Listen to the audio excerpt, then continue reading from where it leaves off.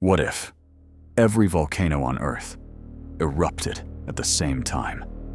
From the frozen peaks of Iceland to the jungles of Indonesia, from the ocean floor to Yellowstone's restless heart, every dormant giant awakens in a single, deafening moment. The sky turns red, the air turns to poison, and humanity has minutes. There are more than 1,500 active volcanoes on our planet, each a pressure valve for the Earth's molten core. Most lie in silence for centuries, while others, like Kilauea or Etna, breathe gently every few years.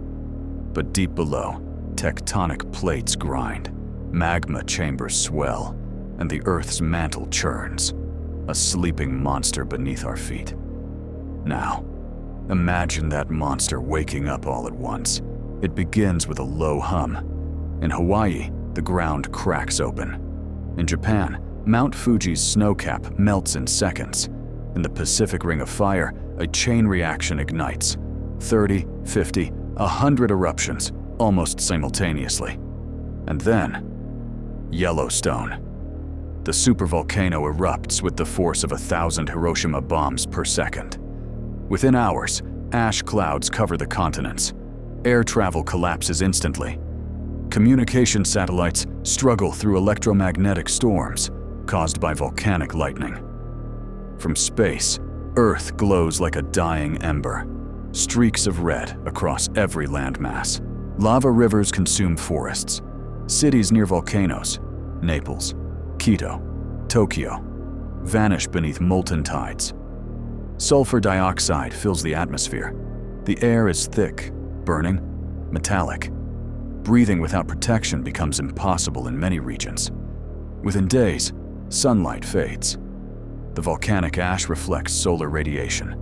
Temperatures plummet. The world enters what scientists call a volcanic winter.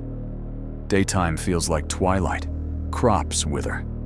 Satellite images show the planet blanketed in black-gray clouds. Rain turns to acid. Rivers choke with ash and dead fish. The global food supply collapses. Governments declare martial law. Nuclear powers go dark, not from war, but from the sky itself. Survival becomes tribal. Underground bunkers fill beyond capacity. Nations share whatever scraps of sunlight remain through artificial greenhouses and geothermal energy. But the ash keeps falling for months. Every volcano continues to pour dust into the air. 181 cubic kilometers of it. Enough to change the climate for generations. The oceans cool. The atmosphere thickens. Earth, for the first time in millions of years, begins to look like it did before humans ever existed. When everything burns, what remains of humanity? In this new world, there are no nations, no borders, only survivors. People rediscover primal cooperation. Fire, once feared, becomes sacred. Some worship the eruptions as the Earth reclaiming itself, a divine reset.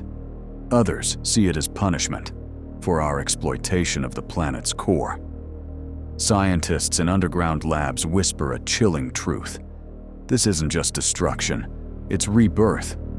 The same volcanic forces that end civilizations once created the continents themselves.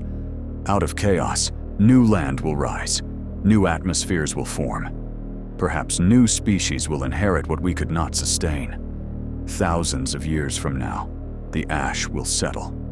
Volcanoes will sleep again. But the traces of our world, our cities, our stories, our memories, will lie buried beneath layers of obsidian and dust. And one day, when the Earth breathes again, something, or someone, might unearth what we once were, and ask the same question we ask now. What if this was how it was meant to end? If you could survive the end of the world, what would you rebuild first? Comment your answer below, and subscribe to imagine more than you think you know.